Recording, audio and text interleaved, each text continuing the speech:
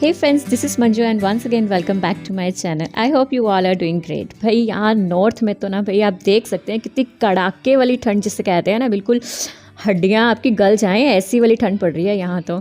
और ये सुबह के नज़ारे हैं मेरे घर के। विंडो से आप देखिए इतनी ओस है और बाहर इतनी फोग है कि पूरी विंडो पे पानी पानी हो चुका है। चलिए मैं आपको थोड़े बाहर के नज़ारे भी दिखा देती हूँ।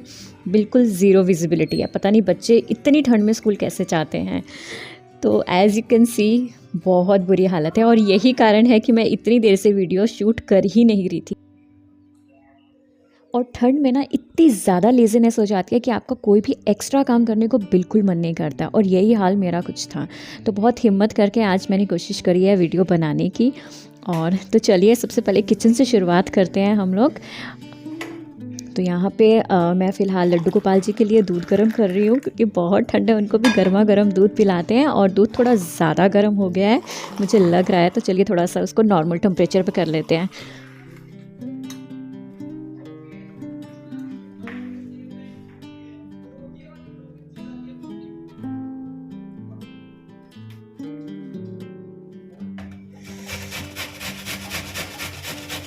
ठंड में ना सबसे मज़ेदार चीज़ मुझे लगती है वो है भर भर के सब्जियां खाना। तो फ़िलहाल आज नाश्ते में मैं बनाने जा रही हूँ मूली के परांठे। और खाने में जितना मज़ा आता है ना, बनाने उतने ही मुश्किल लगते हैं। सच में हाथ ठंडे हो जाते हैं, उंगलियां सुन पड़ जाती हैं इनको कद्दूकस करते करते। तो यहाँ पे मैं मूली के परांठों को कपड़े से ही निचोड़ती हूँ क्योंकि बहुत अच्छे से निचोड़े जाते हैं। तो आप भी ये टिप ज़रूर अपनाइएगा क्योंकि हाथ से जब इतनी ठंडी ठंडी मूलियाँ निचोड़नी पड़ती हैं ना तो बिल्कुल सुन हो जाती हैं। तो देखिए कपड़े से कितनी बढ़िया तरीके से पूरा पानी अच्छे से निकल गया है। तो चलिए अब बना लेते हैं परांठे।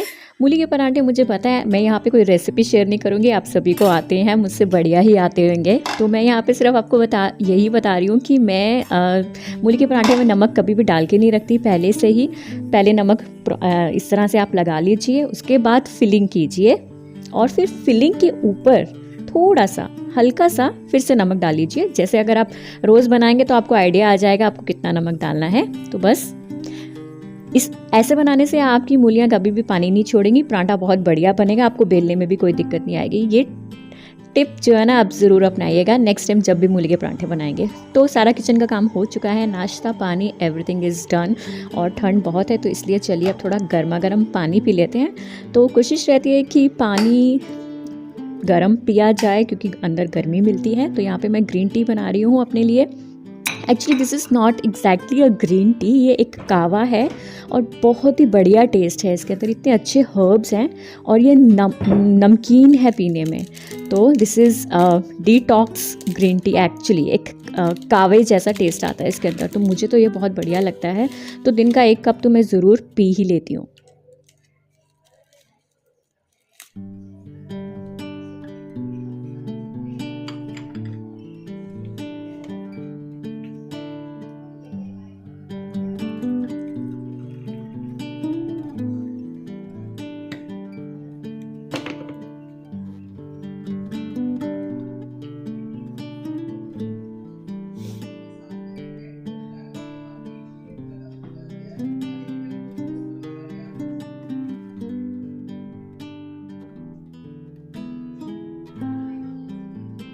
चाय पीते पीते मुझे याद आया कि मैं आपसे एक चीज़ शेयर करना तो भूल ही गई, बिल्कुल सामने पड़ी थी। जी हाँ, मैंने मीशो से ऑर्डर करे थे ये टेबल मैट्स जो कि बहुत ही बढ़िया क्वालिटी के, और सोचा आपके साथ भी शेयर करूं।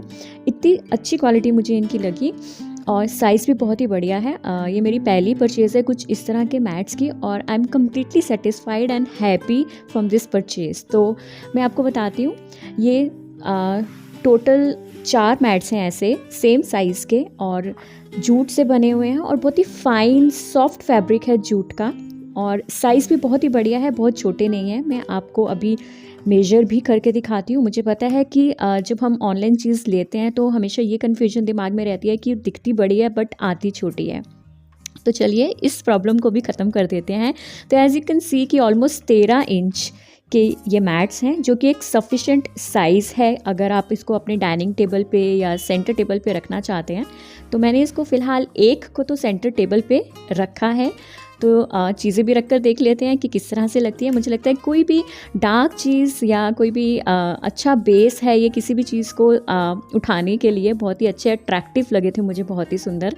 तो सोचा आप लोगों के साथ भी शेयर करूँ। तो एज़ यू कैन सी कि कितने ज़्यादा सुंदर लग रहे हैं और चीज़ें पड़ी हुई भी इसके ऊपर बहुत ही सुंदर लग रही हैं। तो इसी तरीके से मैंने इन मैट्स को घर के अलग अलग कॉर्नर्स को हाईलाइट करने के लिए यूज़ किया है। तो आप भी आप भी ज़रूर ऑर्डर कीजिएगा।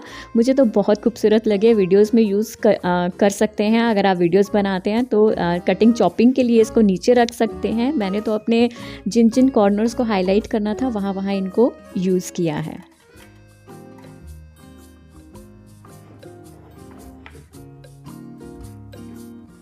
मेरी वार्डरोब ऑर्गेनाइजेशन वाली वीडियो आप सभी ने बहुत ज़्यादा पसंद की, और जब मैंने वो वीडियो बनाई थी तब अपना सारा सामान इस बॉक्स के अंदर डाल लिया था, जितना भी मेरा मेकअप का सामान था।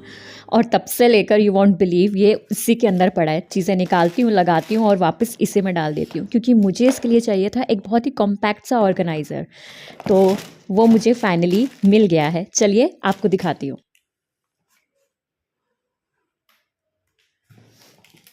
इस सामान को सेट करने के लिए I was looking for an organiser for a long time, और काफ़ी ढूंढने के बाद मुझे एक क्यूट सा ऑर्गेनाइज़र मिला है, जिससे मैं किसी भी ड्रॉर के ऊपर या वॉशरूम के अंदर भी रख सकती हूँ। तो चलिए मैं आपको दिखाती हूँ कि कौन सा मैंने मीशो से एक छोटा क्यूट सा ऑर्गेनाइज़र ऑर्डर किया है अपने इन सभी मेकअप वाली चीज़ों को रखने के लिए।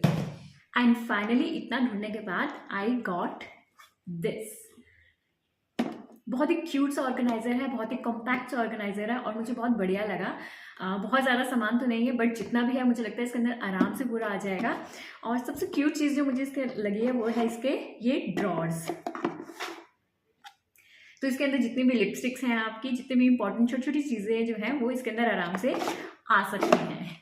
जब मैंने इसको ऑनलाइन ऑर्डर करना था तो मैं बहुत ज़्यादा डाउटफुल थी इसकी लेंथ ब्रेड्थ को देखकर, कि पता नहीं कितना बड़ा आएगा, कितना छोटा होगा, जितना मुझे चाहिए उतना होगा कि नहीं होगा। तो मैं नहीं चाहती कि आप लोगों के माइंड में वो कन्फ्यूजन रहे। तो चलिए मेजर करके आपको दिखा ही देती हूँ, सो दैट आपको आइडिया हो जाए कि आपकी कौन सी जगह पे ये सबसे ज़्यादा बेहतर तरीके से फिट होगा। और चलिए अब इसको देख लेते हैं कितना सामान इसके अंदर आएगा।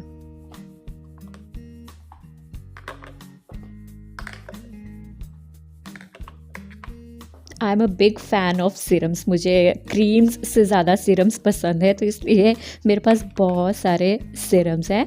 तो अगर आप चाहते हैं कि एक डेडिकेटेड वीडियो मैं सीरम्स के ऊपर बनाऊं तो मुझे कमेंट करके ज़रूर बताइएगा।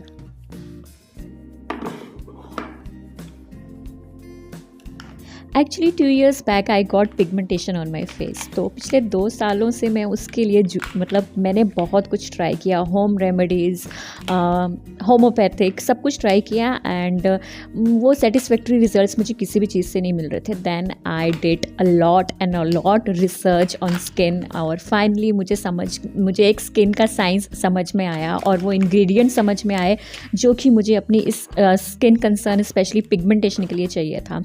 एंड फाइनली आप देख ही सकते हैं वीडियो में कि मेरी स्किन पहले से बहुत ज़्यादा इम्प्रूव हो चुकी है। अगर आप मेरी पुरानी वीडियोस उठा के देखोगे तो आपको पता चल ही जाएगा। तो इसलिए अगर आप चाहते हैं कि मैं एक डेडिकेटेड वीडियो पिगमेंटेशन के ऊपर बनाऊं और कौन से इंग्रेडिएंट्स उसके लिए बेस्ट काम करते हैं, तो please do comment in the comment box.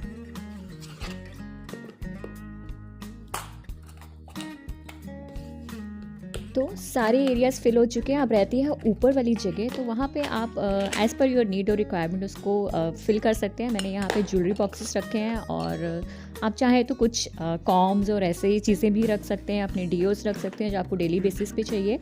तो लीजिए पूरा तैयार हो चुका है और काफ़ी ज़्यादा कैपेसिटी, आई मस्ट से। तो आप देख सकते हैं कि कितनी कैपेसिटी है इसकी। ऑलमोस्ट जितने भी मेरे मॉइस्चराइजर और सीरम्स जो मैं डेली बेसिस पे यूज़ करती हूँ वो सारे इसके अंदर आ गए हैं। अगर आप काउंट भी कर सकते हैं 1 2 3 4 5 6 7 8 9 10 11 12 13 14 सीरम्स की जगह है इसके अंदर। 14 आप ऐसी बॉटल्स इसके अंदर रख सकते हैं। बड़ी, ये देखिए ये बड़ी बॉटल है, ये भी आराम से इसके अंदर आ गई है, तो कोई दिक्कत नहीं है। और ये ड्रॉर्स तो बहुत ही क्यूट है, स्पेशली ब्रशेज़ के लिए, क्योंकि मेरे पास ब्रशेज़ के लिए कोई कॉम्पैक्ट ऐसी ढकने वाली चीज़ नहीं है। बाहर पड़े ख़राब हो जाते हैं डस्ट से, तो ये सेक्शन मैंने उसके लिए रख लिया है। और यहाँ पे सारे मेकअप और लिप शेड्स हैं और कुछ ज्वेलरी बॉक्सेस हैं। आप इसको और भी बेहतर तरीके से यूटिलाइज़ कर सकते हैं, it's up to you. And the best thing about this organiser is कि ये बहुत ही ज़्यादा कॉम्पैक्ट है और मेरे जहाँ पे मुझे मेकअप करना होता है, क्योंकि I don't have any dressing area और ड्रेसिंग रूम, तो मैं वॉशरूम के अंदर खड़े होके ही सारा मेकअप करती हूँ या तैयार होती हूँ, तो उस वॉश बेसिन वाले एरिया के अंदर ये बिल्कुल परफेक्टली फिट होता है। सो फ्रेंड्स, मुझे तो ये मेकअप ऑर्गेनाइजर बहुत ज़्यादा बढ़िया लगा। उम्मीद करती हूँ कि आपको भी बहुत अच्छा लगेगा। लिंक मैं डिस्क्रिप्शन बॉक्स में दे दूँगी, आप जाके जरूर चेकआउट कर लीजिएगा। बहुत रिजनेबल है, सारे प्रोडक्ट्स अंडर 500 हैं। तो चलिए अब इस वीडियो को यहीं पे ख़त्म करते हैं, मिलते हैं आपसे नेक्स्ट वीडियो में। बहुत ज़्यादा ठंड लग रही है, हाथ बिल्कुल सुन्न हो गए हैं वीडियो बनाते बनाते। तो चलिए टिल देन बाय बाय।